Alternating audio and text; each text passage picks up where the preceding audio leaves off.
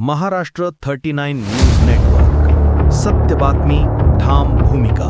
माकडांचा हैदोस. शाळा, मशिदी व बाजारपेठेत नागरिक त्रस्त.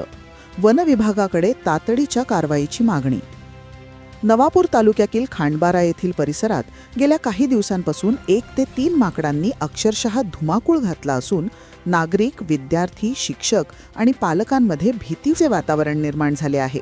विशेषतः शाळा परिसरात या माकडांचा उच्छाद मोठ्या प्रमाणात वाढला आहे.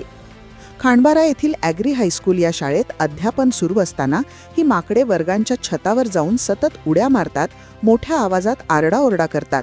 त्यामुळे विद्यार्थ्यांचे लक्ष विचलित होते. सध्या परीक्षा कालावधी सुरू असल्याने या प्रकाराचा विद्यार्थ्यांच्या अभ्यासावर आणि परीक्षेच्या निकालावर गंभीर परिणाम होत आहे. काही विद्यार्थ्यांना माकडांच्या हालचालींमुळे भीतीही वाटत आहे.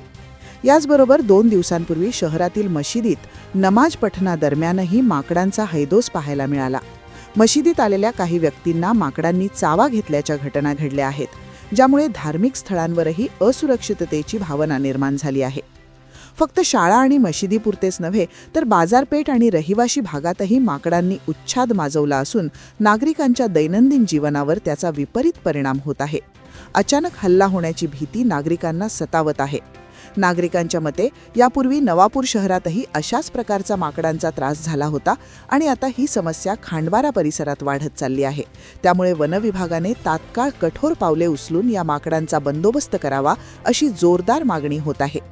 नागरिक, विद्यार्थी, शिक्षक व पालक यांची एकमुखी मागणी आहे की या माकडांना पकडून सुरक्षितपणे त्यांच्या नैसर्गिक अधिवासात सोडण्यात यावे, अन्यथा एखादी गंभीर दुर्घटना घडण्याची शक्यता नाकारता येत नाही.